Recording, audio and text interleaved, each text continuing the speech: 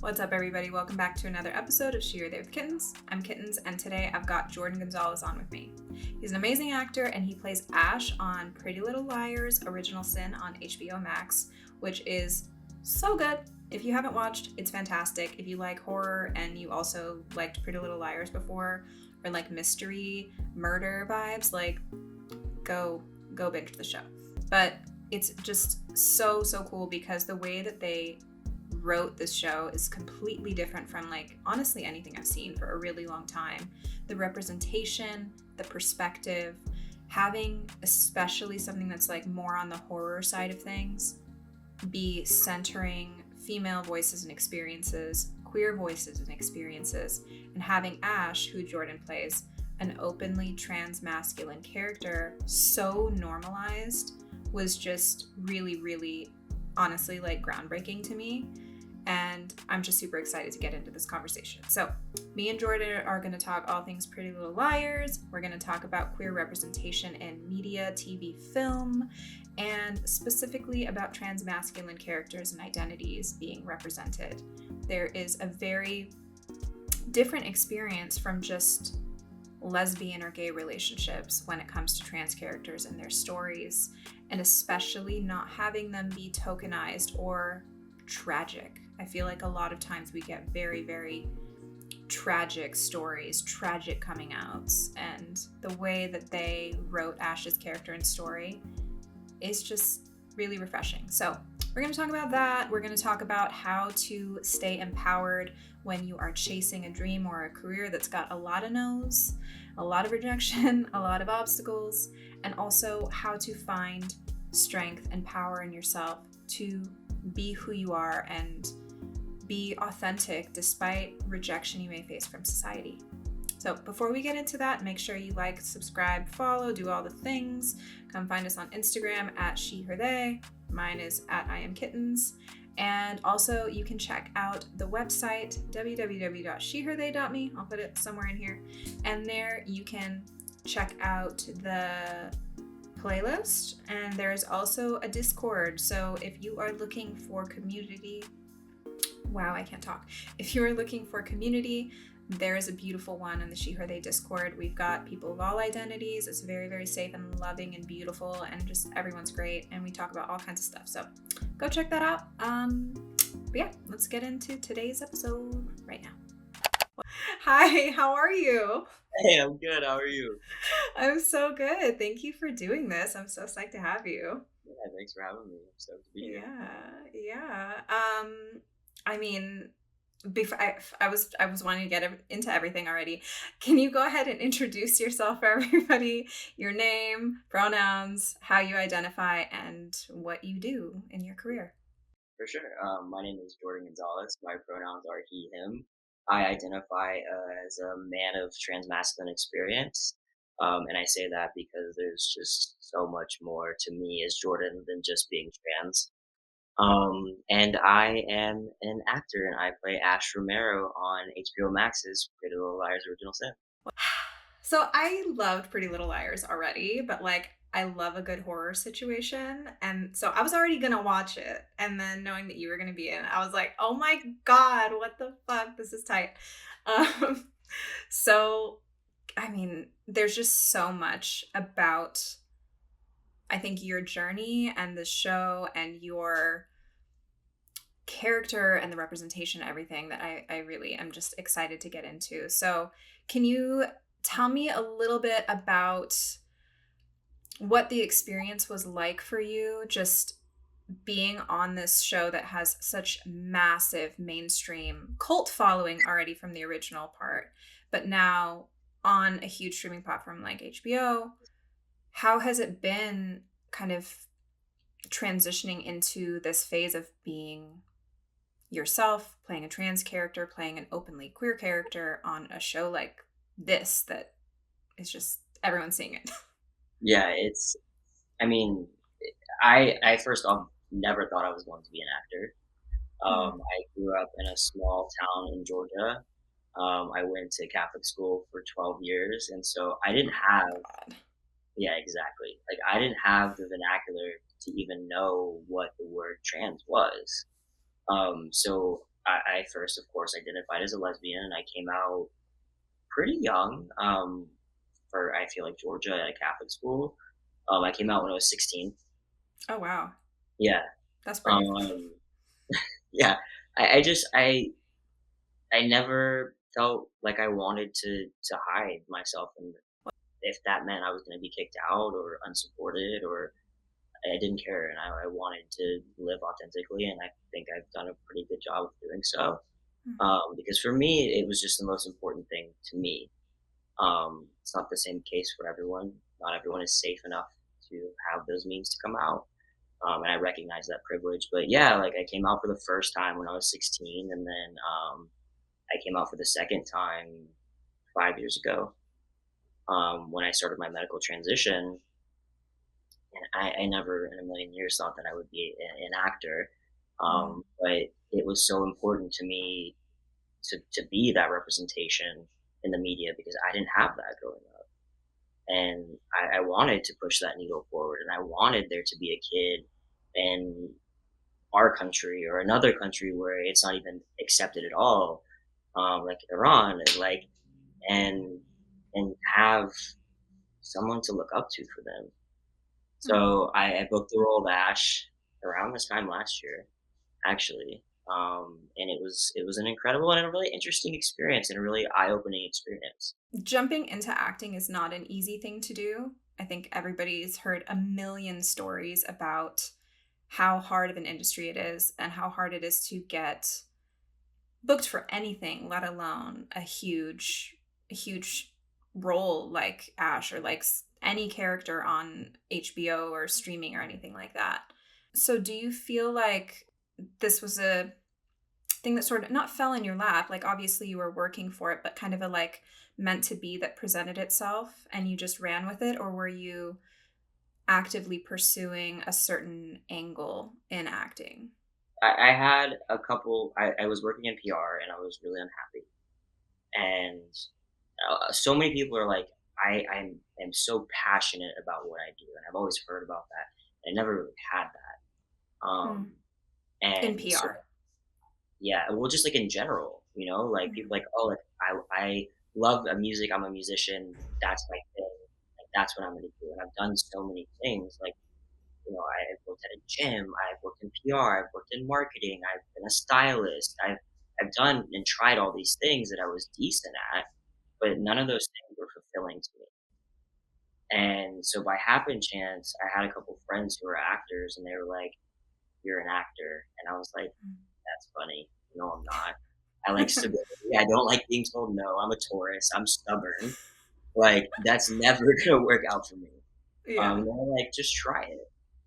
And so I got a manager and I tried it, and I fucking loved it. Mm. And I was like, "This is my thing." And then circling back to, did I try like a certain angle in the industry? Of course. Um, I think it was also like, am I talented? And I worked my butt off to get there. Absolutely. I mean, there were hundreds of thousands of no's before you see the yes in Ash Romero. Mhm. And many a times where I was like, "What are you doing, dude? Like, give up."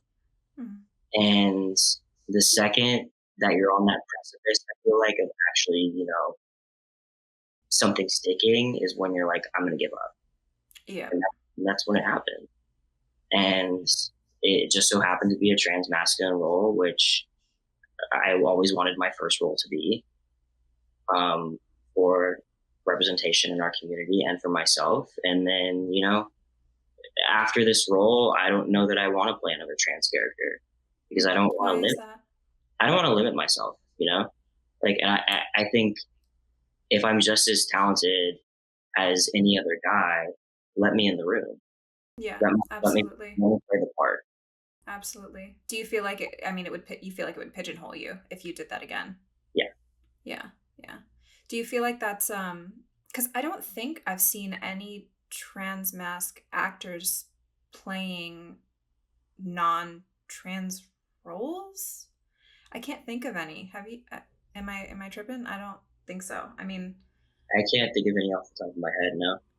Yeah, I think we're seeing a lot of trans femme representation like over the last few years, which is amazing. So things are moving in the right direction for sure, but I think we'd all like to see a lot more trans masc representation and visibility across the board. Mm-hmm. How do you I mean, I think the whole thing about trying something over and over with all the no's and all the struggles and wanting to give up, I think that's such a testament to how the universe works.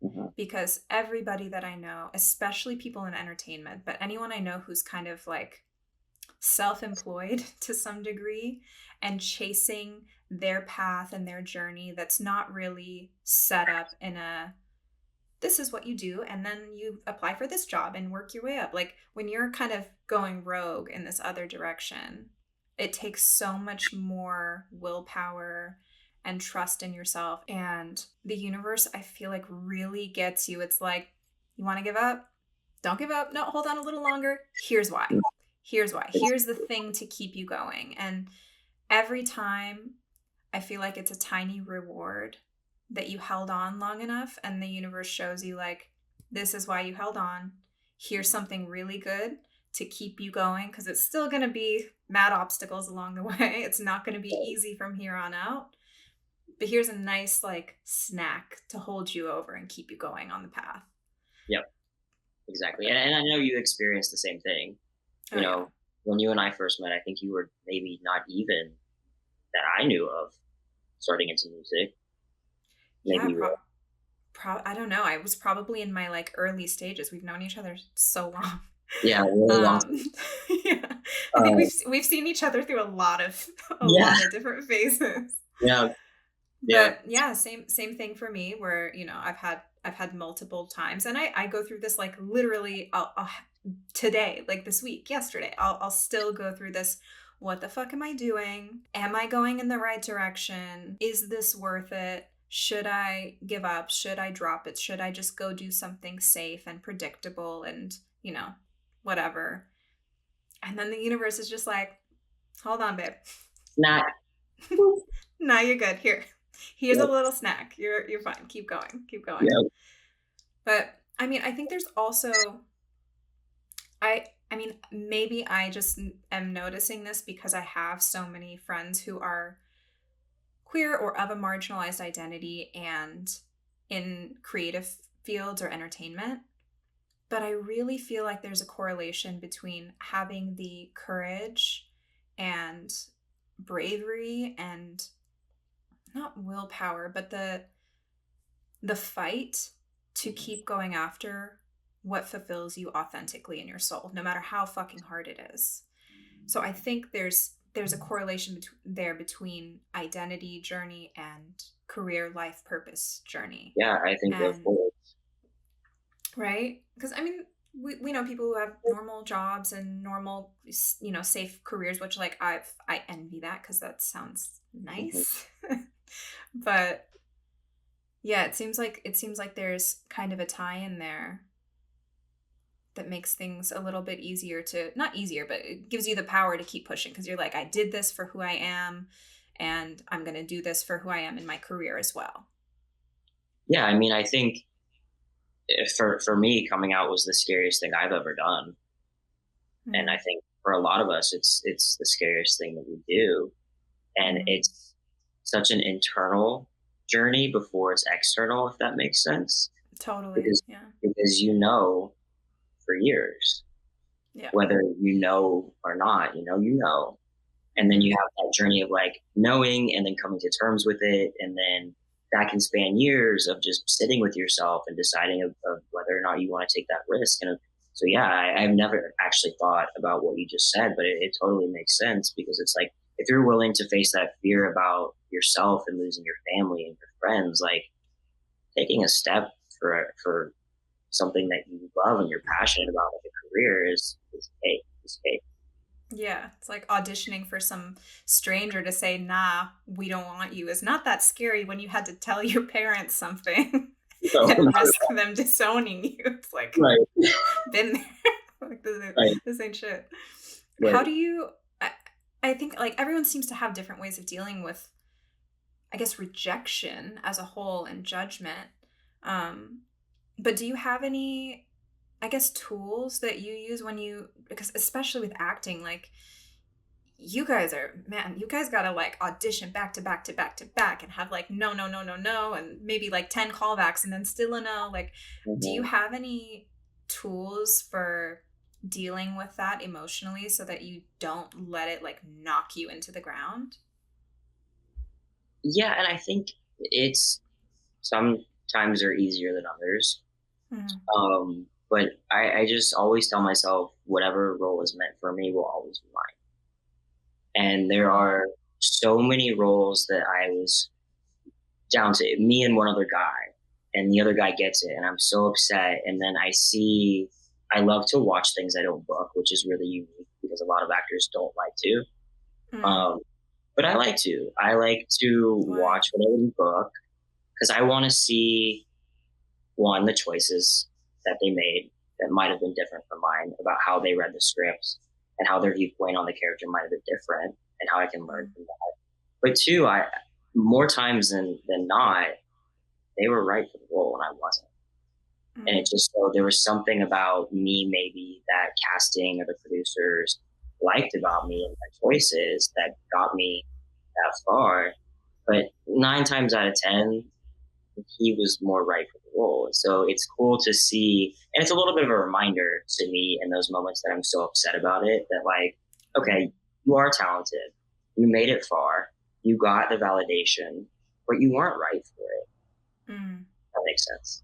Mm-hmm. No, totally. I think that reminds me of I guess relationships in general, where like people are so bummed out that like a person broke up with them or like the relationship didn't work out. And anytime I have friends telling me like, they're going through heartbreak and they're like, oh, why is this happening? Like, why are they moving on? Why did they break up with me? I'm just like, look at all the ways that you guys weren't truly aligned. Like, this person could be an amazing person. You could be an amazing person. You guys could totally love each other. But just because you're both amazing and have feelings doesn't mean it's meant to be or that it's going to be the most successful relationship that could be. And just because there's somebody else out there that fits that role better doesn't mean that you're any less. Exactly. That's spot on. Yep. Yeah. I wish I had that for music stuff because they're like, there's long festivals and it's like there's 90 million people booked, so you can't. It's a little different, but it Music really is is a like. fun. I would argue that the music industry is more tough than the entertainment industry. Ugh, I don't know. Like, I there's so many different angles to it, and I feel like people who do well, they feel like they can't ever take a breath because it's so hard to get that moment. So when you get that moment, you cannot let it go.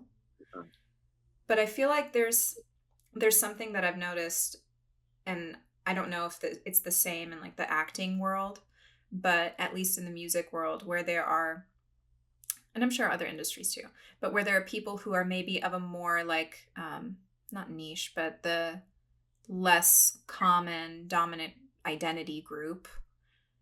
Like if there's girl DJs or there's, people of this background or whatever. Um, Sometimes there's not as much community support because it's like there's only room for one, so I'm gonna hold on to it, and I'm sorry, like I gotta worry about myself. Do you see that? Like, is there much of a support system and community in the acting realm, or is it kind of a like isolated, every man for themselves, deal with your shit, sorry, I'm not helping you? It's I feel like if you find a good group of people, like something that I saw when we all were filming in upstate New York on PLL is a lot of us guys were reading for the same roles outside of the show and Mm. offering to self tape with each other, which is really unique, which I never thought would be the case because I thought, oh, if we're going out for the same role, like you're not going to want to read with me for my You're tape. my enemy, yeah. But yeah, we're going against each other. But it was a really awesome thing that I got to witness from the guys at least, because I we were going off for the same roles. Obviously, we're not going off for the same roles as the girls, but and similarly with the girls did the same thing as well. I know that they were reading with each other for the same roles and same projects, which I think is probably pretty unique. Yeah. I wouldn't have guessed But that at all. something that resonated with me that you said, as far as like feeling like isolated because there's only room for one type of like marginalized person, is something that I didn't feel from actors, but something that I felt from fans, interestingly enough. Interesting. How so? We know that like trans masculine individuals are the least represented within television and film. And so when I booked this role, I was like, oh, this is revolutionary, which I still believe it is. Yeah. And when the show came out, Ash is openly transgender, but never talks about it. And that's a choice that Roberto and Lindsay, our creators, made, which I have always wanted to play too, because I'm so tired of a coming out story. Like I'm so tired of focusing on the queer suffering. It's real and Right. it's valid, and that those stories need to be told. But those But are the only stories we've been getting. those are the only stories we've been getting, and that's not Mm-hmm. always the case. Like, yeah, is it tough? Absolutely. But when you come out on the other end, you're happier than you've ever been in your life. Most of the Yeah. You'd like never go back. never go back.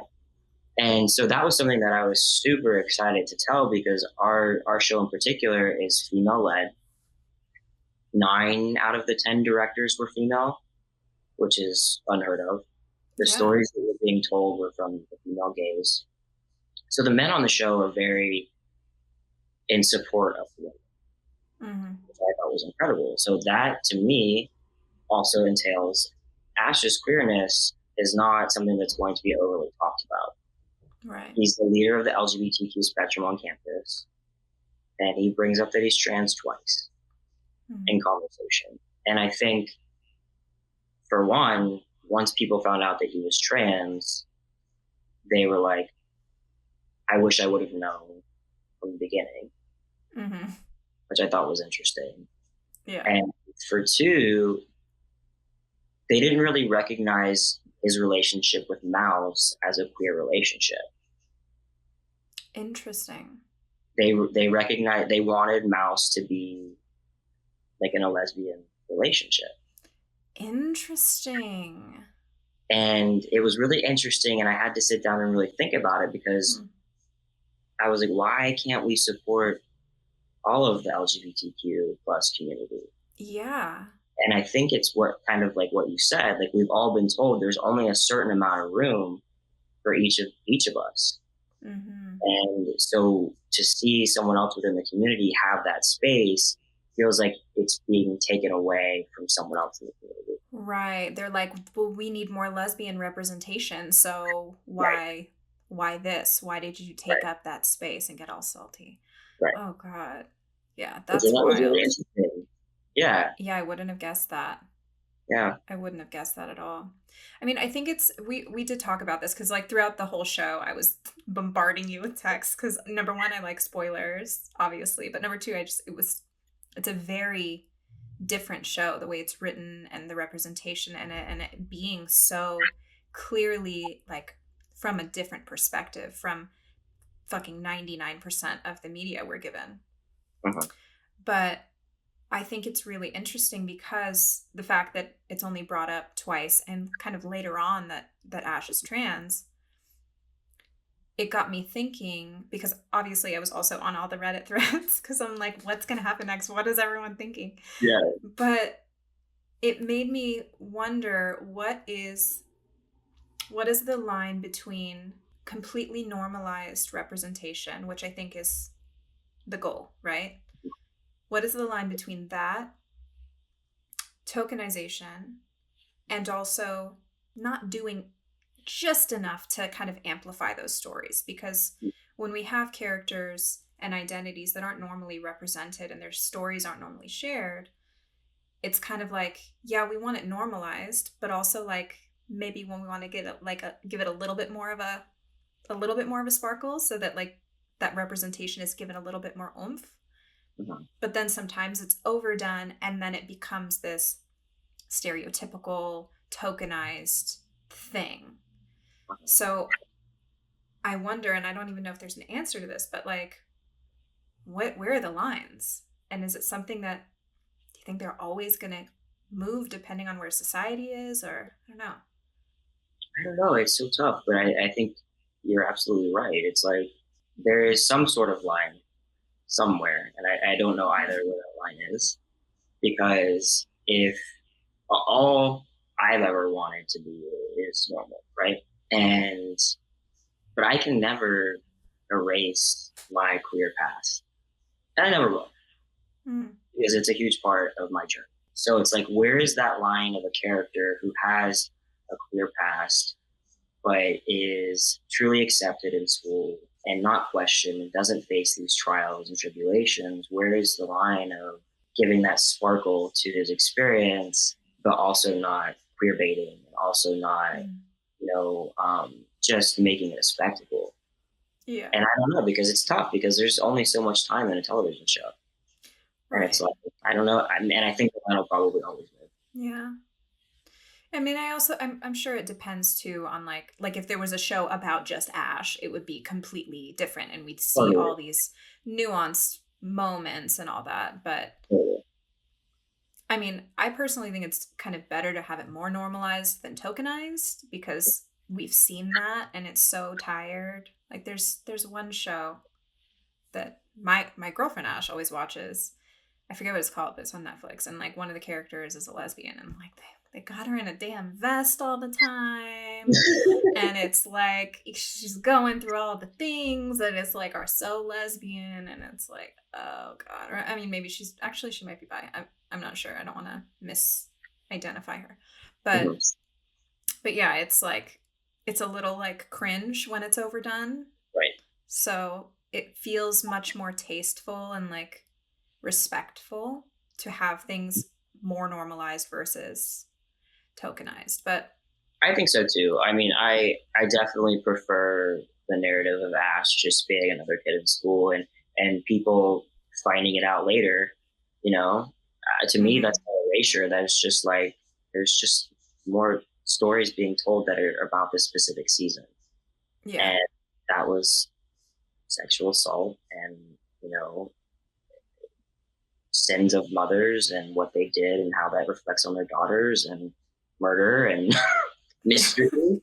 And Yeah. that's what our show is. And I just think the inclusion of a trans character is super cool. And maybe there's more time in season 2 when we go Yeah, back. which again, congratulations on season Thank you. 2. I'm psyched and I need it to air like tomorrow, but I know we're gonna have Same. to wait a we're gonna have to wait a long time. Hopefully I not too cannot long. wait to see the shit that they come up with for season 2. Honestly, it's gonna be Do you crazy. do you know when you guys are gonna start filming, or is it just like it's not even there I yet? do, but I can't say. You can't say. Okay. I'll tell you later. Whatever. Okay. We won't put it out there. We won't put it out there. Um so what was your life plan prior to kind of not falling into acting, but like you took a little pivot and here you are. Where did you see yourself going, or where did you hope you would go? I don't know, because that line for me always changed. I think, like, Mm, I have been in like fight or flight mode for a really long mm, time. And someone told me last year when I was having this conversation about my story with them, you haven't been above water yet, have you? And I was oh like, wow. no, I haven't. I've always been treading water for since high school, Mm, since my parents divorced, since taking care of my mom, my grandmother passing, you know, dropping out of college to come out here, living in my car, selling shoes at Nordstrom, working at a gym, landing in PR.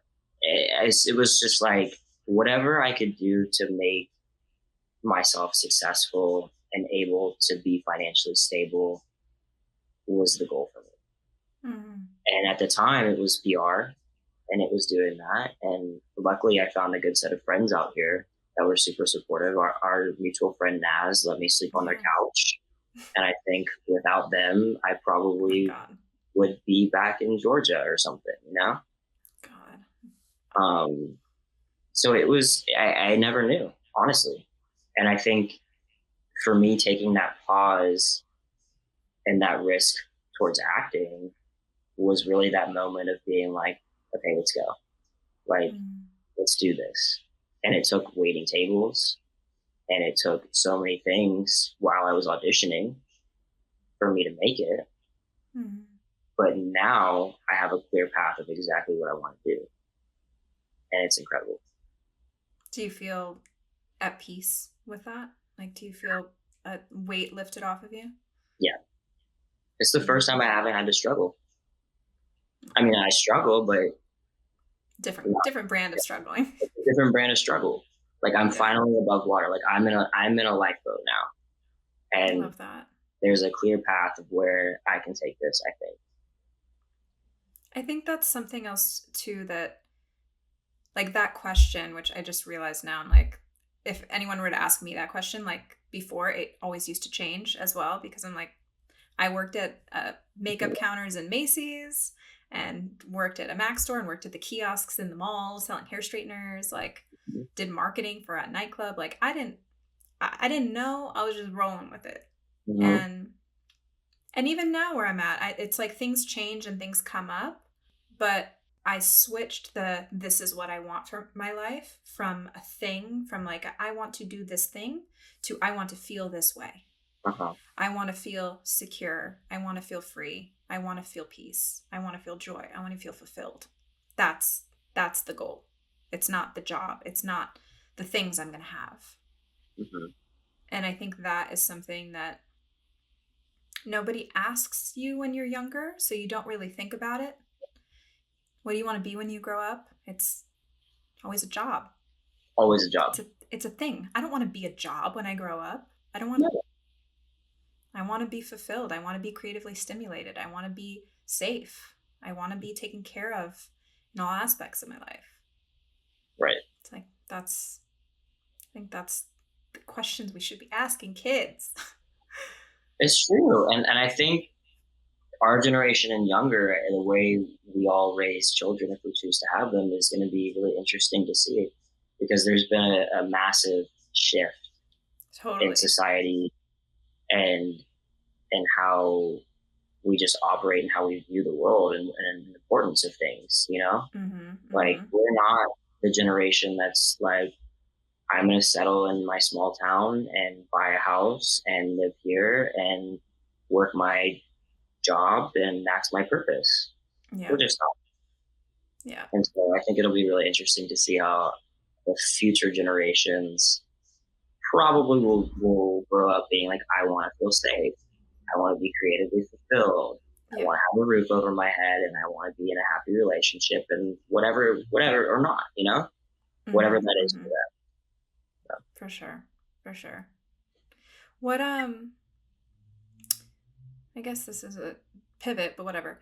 What do you do to silence negative self-talk? So, I think when we're all on our journeys towards becoming fulfilled, becoming happy, becoming safe, chasing after a job, chasing after, whatever we are in our life, there's always kind of that voice that might come in and say, you're not good enough. You should give up. Stop trying now, whatever it's doing. How do you tell that thing to shut up? How do you grapple with it? How do you overcome that gnawing thing? If you a have it, lot. unless you don't have it, which would be odd. That would be so odd. And bullshit. If I was like, what? That's a really great question, Lord. Thank you, but I don't suffer from that. So Can't relate. next, can't relate. Sucks for you. Um, to be quite honest with you, I call my mom, Mm. because my mom is my best friend, and she knows me better than anyone on this planet, sometimes including myself. Mm. And she is one gritty lady, man. You talk about someone that's been through shit.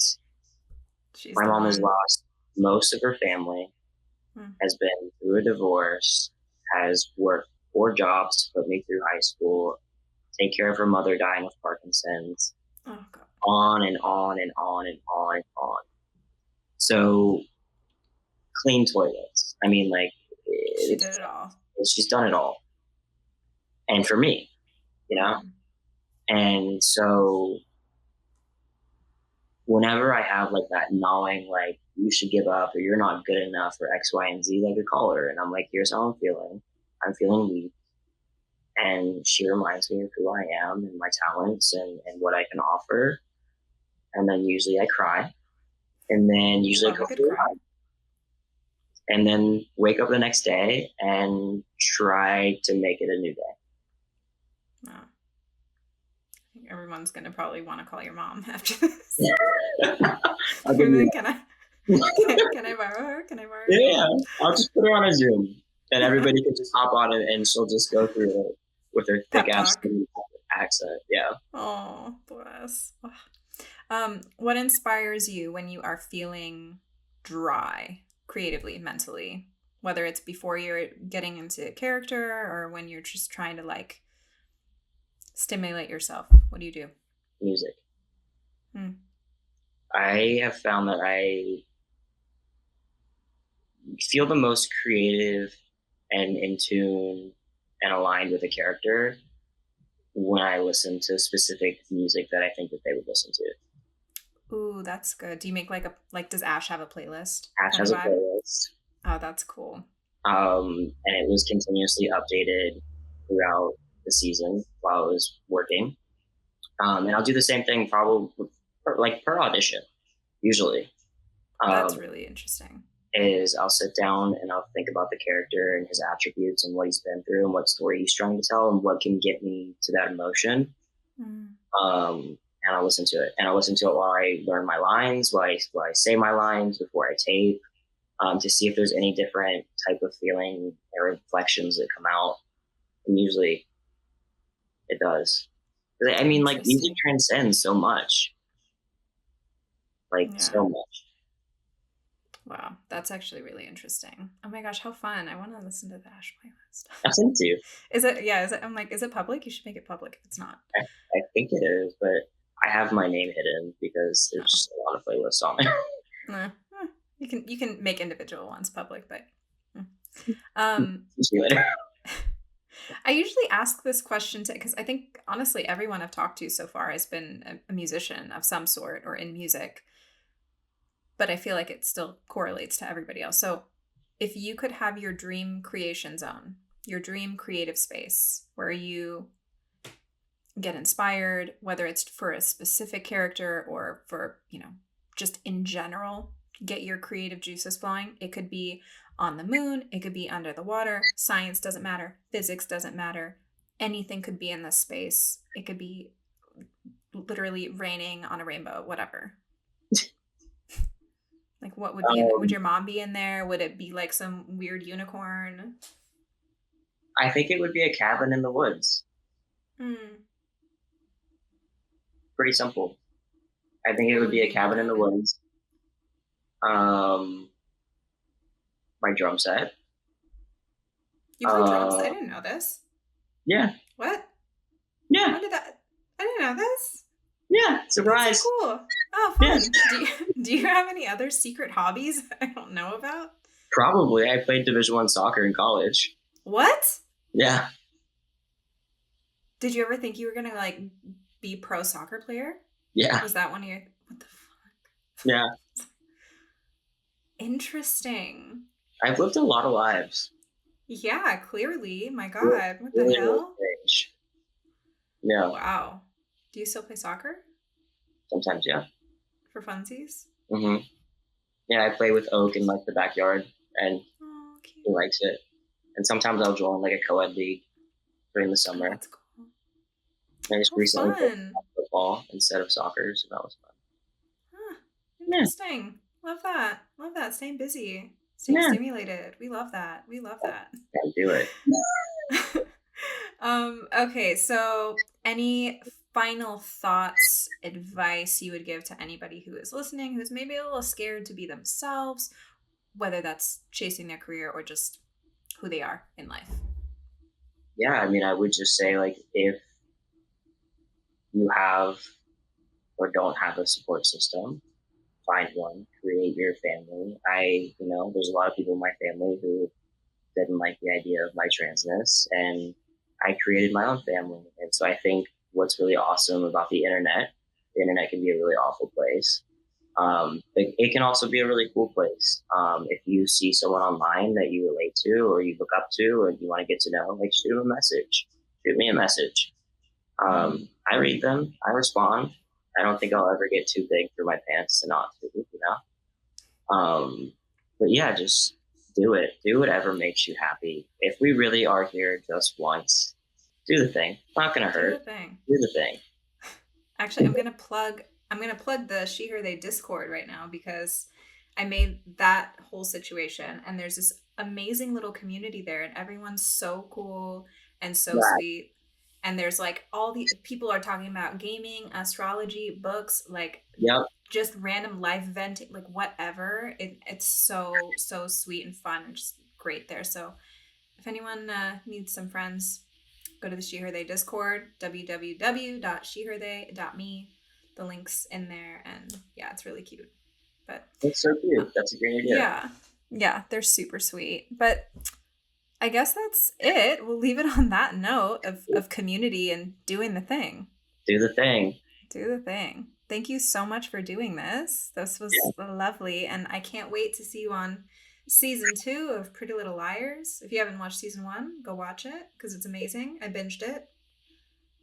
And then you can Yeah. ask Lauren for all the secrets because Lauren has all the secrets. I have all the secrets. I'm ready for a rewatch too. But yeah, that's fine. All right. Well, thank you so much. I'll talk to you later. Talk to you later. Bye-bye. Bye. Bye.